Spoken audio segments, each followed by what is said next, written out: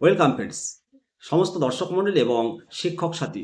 TET issue থেকে শীঘ্রই শিক্ষকরা মুক্তি পাচ্ছে। হ্যাঁ, এরকম একটা সুন্দর নিউজ পেলাম, আপনাদের সঙ্গে আলোচনা করব। আমি শিবরাম সরকার, আপনারা দেখছেন নিমতিয়া দর্শন। মাননীয় কেন্দ্রীয় শিক্ষামন্ত্রী ধর্মেন্দ্র প্রধানজি 19শে জুলাই 2011 আগে নিযুক্ত প্রাথমিক শিক্ষকদের জন্য টেট বা শিক্ষক যোগ্যতা পরীক্ষার যে প্রয়োজনীয়তা থেকে অব্যাহতির দাবির বিষয়টি উনি বিবেচনা করেছেন বলে জানতে পারা যাচ্ছে।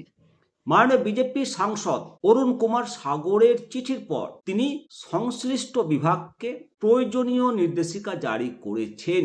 সাংসদ অরুণ সাগর দিল্লিতে শিক্ষামন্ত্রীর সাথে উনি দেখা করে শিক্ষকদের সমস্যা নিয়ে স্মারকলিপি জমা দেন। সেই চিঠিতে উল্লেখ করা হয়েছে যে 29শে জুলাই 2011 আগে নিযুক্ত শিক্ষকদের জন্য টেট ম্যান্ডেটরি ছিল না, কিন্তু এখন টেট উত্তীর্ণ না হতে পারলে, টেট উত্তীর্ণ না হওয়ার কারণে একজন শিক্ষকের বেতন ভাতা যাবতীয় সুযোগ সুবিধা, যাবতীয় প্রয়োজনীয়তা প্রভাবিত হচ্ছে এবং এটা প্রমোশনের ওপর একটা বিরূপ প্রভাব ফেলেছে। মাননীয় সাংসদদের বক্তব্য শোনার পর মাননীয় শিক্ষামন্ত্রী উনি আশ্বস্ত করেছেন যে তিনি বিষয়টি বিবেচনা করবেন এবং এখন যা ইমপ্লিমেন্ট হয়েছে, সাংসদ অরুণ কুমার সাগর মাননীয় শিক্ষামন্ত্রীর প্রতি কৃতজ্ঞতা প্রকাশ করেছেন এবং উনি বলেছেন উনি আত্মবিশ্বাসী যে শীঘ্রই শিক্ষকরা এই বিষয়ে স্বস্তি পাবে। আপনার কি মনে হয়? অবশ্যই কমেন্ট করে জানান যে মাননীয়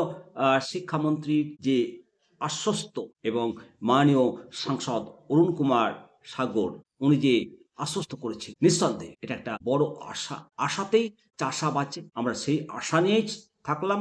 যত তাড়াতাড়ি কেন্দ্র সরকার পদক্ষেপ গ্রহণ করেই হোক বা সুপ্রিম কোর্টের রিভিউ পিটিশনের মাধ্যমেই হোক শিক্ষকদের এই টেট যন্ত্রণা থেকে মুক্তি দেবে, ততই শিক্ষকগণ বর্তমান সরকারের প্রতি অনুরাগ জন্মা, অগাধ বিশ্বাস জন্মা তো বলার অপেক্ষা রাখে না। তাই এই টেট ইস্যু থেকে যত তাড়াতাড়ি প্রভাব মুক্ত করবে শিক্ষকদের, তত তাড়াতাড়ি বিভিন্ন যে নির্বাচনগুলো পশ্চিমবঙ্গ সহ অন্যান্য রাজ্যে রয়েছে ততটাই মোটিভেট হবে শিক্ষকরা। একথা তো বলার অপেক্ষা রাখে না।